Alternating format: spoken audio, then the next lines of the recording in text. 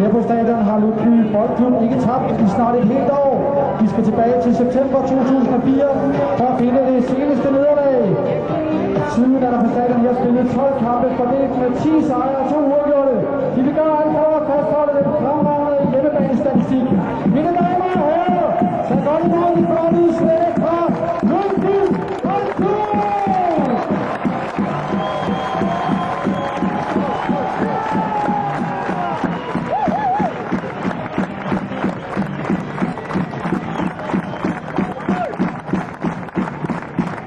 Vi skal også blive velkommen til dagens sommerspil. Dommer i dagens kamp er Kent Bødlund, og på linjen har vi i dag Henrik Friedel og Jan Christensen.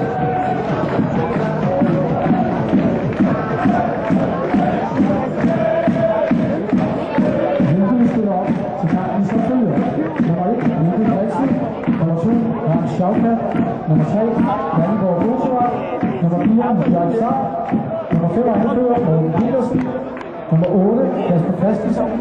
Nummer 9, Tobias Mikkelsen. Nummer 11, Morten Nordstrand. Nummer 12, Morten Christiansen.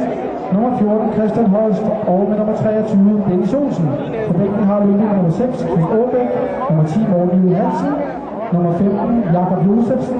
Og nummer 16, reservekeeper Jesper Sørensen.